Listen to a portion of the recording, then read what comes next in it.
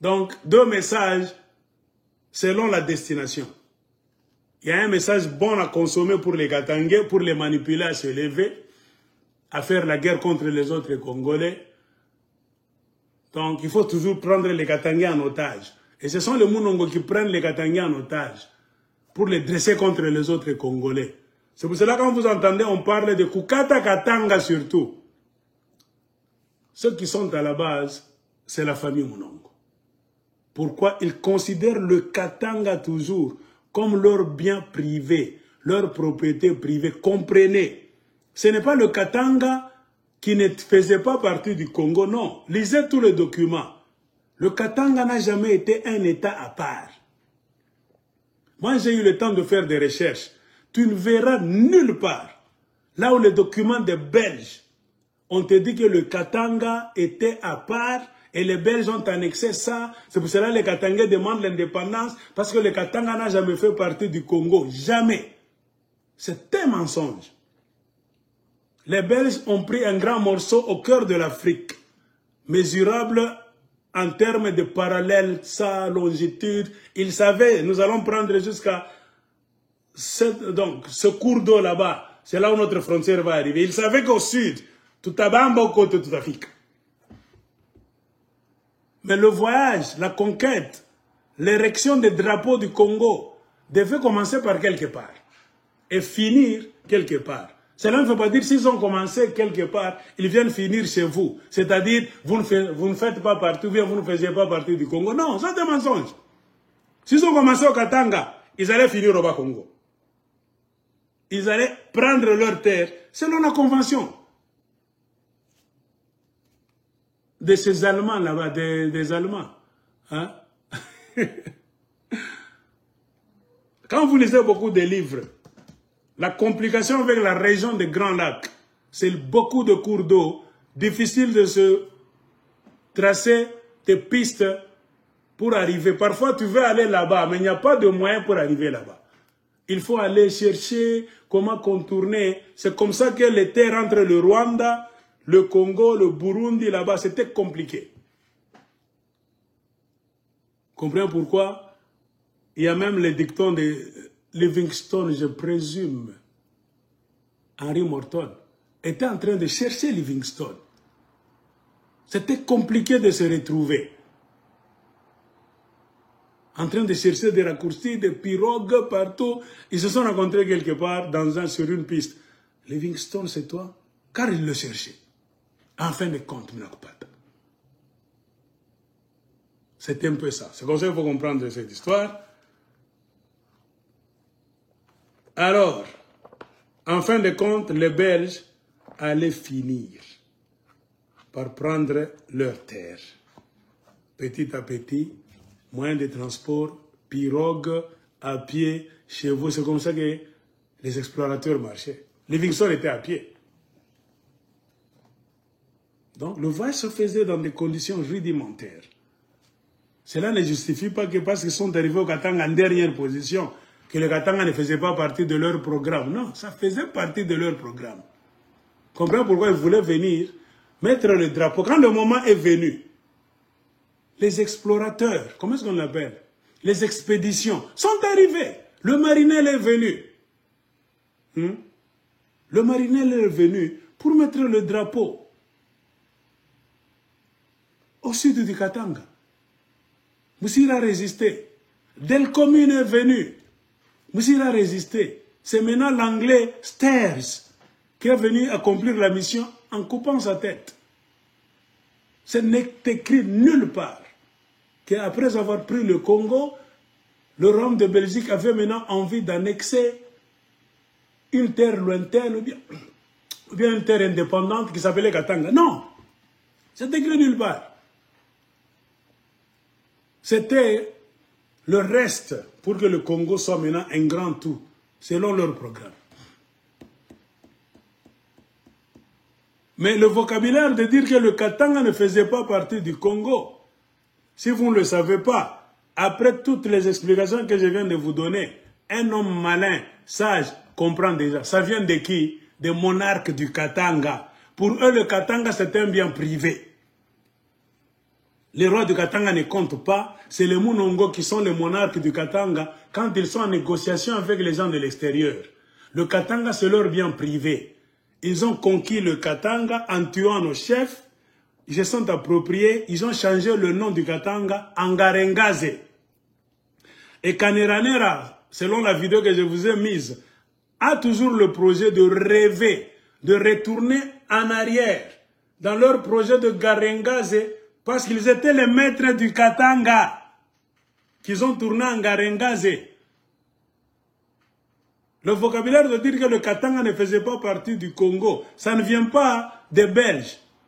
C'est parce que les Belges ont rencontré les Basumbois là, dans la partie qu'ils appelaient Katanga. Ce sont des Basumbois qui continuent à réclamer à travers leurs enfants Basumbois que le Katanga ne faisait pas partie du Congo. Tout comme Kata Katanga, nous devons Kukata.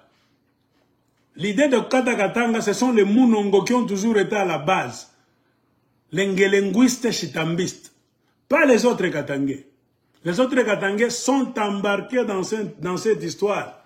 Parce que les Munongo ont eu une grande influence au Congo. Congo belge, pendant la période d'indépendance, même pendant la période de Mobutu. Dans leur sale job. Ils ont toujours rêvé de faire quoi? De retourner dans le passé pour être les monarques du Katanga. C'est eux qui disent que le Katanga ne faisait pas partie du Congo. Pourquoi? Parce que quand ils étaient venus, le Congo n'existait pas. Vous comprenez? Les Basumba arrivaient au sud. Ils ont vu le Katanga. Un morceau du Katanga là qui était là. Ce n'est pas le Katanga dans sa forme actuelle, non. Car le Katanga d'aujourd'hui est tellement grand. Les Basumba n'ont jamais conquis des terres de Karunda, d'Ilolo. Ils ne sont jamais arrivés là-bas. C'était un Katanga là, limité. Parce que le chef Katanga est au sud, près de la Zambie. Hein? Sakanya. C'est cette terre-là. Vous allez jusqu'à un niveau là-bas. C'est ce qu'on appelait le Katanga d'antan. Ce n'est pas le Katanga comme Katanga d'aujourd'hui, non. Comme Moussiri a tué, a chassé beaucoup de chefs coutumiers, s'est approprié ce Katanga-là minuscule. Alors, le Congo n'existait pas. Les Belges sont venus fabriquer le Congo après, pour annexer leur Katanga. Vous comprenez maintenant d'où vient l'expression de dire le Katanga ne faisait pas partie du Congo. C'est la philosophie des Basumbois qui sont arrivés coloniser les gens du sud du Katanga dans une terre qu'ils ont coupée qui s'appelait Katanga, changée en Ngarengaze, avant l'arrivée des Belges. Donc les Belges sont arrivés après. Moussiri négociait même. Après avoir résisté devant Delcommune, il a résisté devant le Marinel, qui sont venus avec des expéditions différentes, deux expéditions différentes. Moussiri faisait quoi?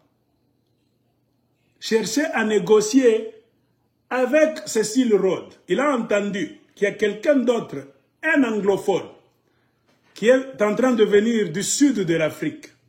Les Belges étaient en train de venir du nord. Quand ils sont entrés par les bas Congo, l'embouchure du fleuve Congo, vous voyez, en train de descendre maintenant. Mais les Anglais ont commencé là au sud. Papa Cécile Rhodes lui a commencé au sud.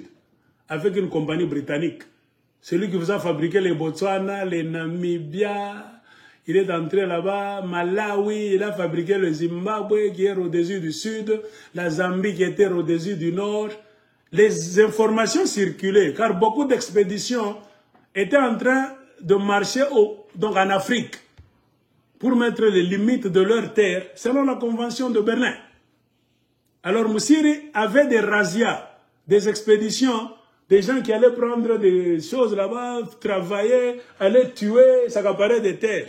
Ils entraient en contact avec des gens, ils ont su qu'il y a un Anglais, Cécile Rhodes, qui est en train de venir du côté du fin fond du sud, le Grand Sud. Moussiri attendait Cécile Rhodes. Si vous lisez beaucoup de livres, c'est écrit, je n'invente pas. Moussiri attendait Cécile Rhodes pour faire un deal avec lui. C'est-à-dire qu'il se lie d'efforts avec Cécile Rhodes, l'anglais, pour chasser les francophones, les Belges là-bas, les Delcommune, le Marinel, ceux qui parlent français viennent de Léopold II. Je chercherai un soutien avec un anglophone, Cécile Rhodes. Vous attendez que Cécile Rhodes s'approche de la frontière de ce qui était le Katanga, Sakanya, tout ça, pour aller lui dire, j'ai un deal à te proposer. Il y a des francophones, belges, qui me menacent, ça fait la deuxième fois. Ils m'ont envoyé des envoyés pour que je puisse céder mes terres. Mais moi, je veux que nous puissions travailler ensemble. C'est une terre riche en minéraux, en faune, en flore, beaucoup d'histoire. Nous allons nous partager les dividendes. Que ce soit un petit État pour nous. Contrôlons ça. Moussiri, comptez voir ça. Et l'information est arrivée jusqu'aux oreilles du roi des Belges. C'est écrit. Léopold a dit, hey, si nous ne faisons pas vite, cet homme-là a tendance à se lier avec les anglophones. C'est pour cela que Léopold II, lui aussi, a cessé d'envoyer des francophones. Qui en premier lieu, il a envoyé des communes, il a envoyé le Marinel, c'est des francophones. Il a eu maintenant l'idée, en troisième lieu, d'envoyer aussi un anglophone, M. Sters. Parce que Moussiri attendait un anglophone pour faire un deal, pour que le Katanga reste, ce qu'il avait déjà coupé, le Garengaze, reste un État indépendant, à la manière de Zanzibar. Parce que quand Moussiri était en train de régner, de malmener les Katangais, Zanzibar existait déjà. Là-bas chez eux, chez les Basumba, appelés Tanzanie aujourd'hui. Les Anglais étaient déjà là. Les Anglais colonisaient mais ne touchaient pas à Zanzibar. Zanzibar avait déjà, très tôt le matin de l'histoire de l'esclavage, un statut spécial. Moussiri aussi se battait pour que le morceau de terre qu'il avait réussi à arracher des mains des Bassanga majorité ait aussi un statut spécial qui pouvait l'aider, les Anglais. Parce que les Anglais ont réussi à le faire. À Tanganyika, là-bas, tout ça, Zanzibar n'était pas dérangé, jusqu'aujourd'hui. Comprenez pourquoi en Tanzanie, Zanzibar est toujours un État autonome. Mais dans la Tanzanie, c'est pour cela qu'on appelle Tanzanie Jamhuri ya Muungano. Les États-Unis de la Tanzanie en Swahili. La Tanzanie, c'est un État uni, les États unis, des petits États qu'on a unis, qui est un nombre, je ne sais pas, de 2 ou 3. C'est Tanganyika, Zanzibar, Nia, je ne sais pas, Nyangé et tout ça. Tanzanie, c'est 3 noms. 3 petits États qui étaient distincts. Les Anglais sont venus les mettre ensemble. Y compris Zanzibar. On te colle, mais tu auras toujours ton statut spécial. Vous aurez votre parlement à part et votre président de Zanzibar. Hein? Mais vous allez commencer à dépendre de Dar es Salaam, vous tous. Jusqu'aujourd'hui, c'est pourquoi il y a des Arabes jusqu'aujourd'hui à Zanzibar. C'est leur propriété. Ils ont réussi à s'accaparer de cette histoire, à négocier avec les Anglais. Ngelenga Chitambi faisait des va-et-vient, c'est écrit ici. Vendre, c'est quoi? Vous achetez, vous vendez, vous vendez, vous vendez, vous vendez. Il était au courant de tout ce qui s'est passé de l'autre côté des Zanzibar. Il voulait répliquer le modèle de Zanzibar dans le sud du Katanga. Son Katanga à lui, qui était diminutif, qui n'était pas le grand Katanga d'aujourd'hui, qu'il venait de se couper. Qui pouvait lui faciliter la tâche, les anglophones, qui pouvaient mieux comprendre son souci, comme ils ont compris le souci des Arabes zanzibarites. Or, Moussiri travaille pour les Arabes zanzibarites. Donc, il y avait une possibilité de négocier le sort de son Katanga devenu Garengaze. Comme c'est riche, c'est question de travailler ensemble, de se partager les dividendes. Point barre. Comprenez pourquoi le Katanga a toujours été une province de business. Beaucoup de gens prennent le Katanga comme la province de monsieur tout le monde. Des affaireurs, les business people. Donc, c'est comme ça. Et le roi Léopold II écrit partout, connaissant l'idée de Ngelengwa Chitambi a dépêché vite un Anglais aussi pour jouer le tour en Ngelengwa Chitambi, qui devait entrer par la Tanzanie. Il a traversé la même route des esclaves pour s'assurer que les caisses à poudre à canon ne peuvent jamais arriver jusqu'à Bunkei. Il faut les intercepter, les bloquer. Car tout indiquait que Ngelengwa Chitambi était dans une carence de munitions. Ils avaient beaucoup de poupous, de fusils, mais sans munitions, sans poudre à canon.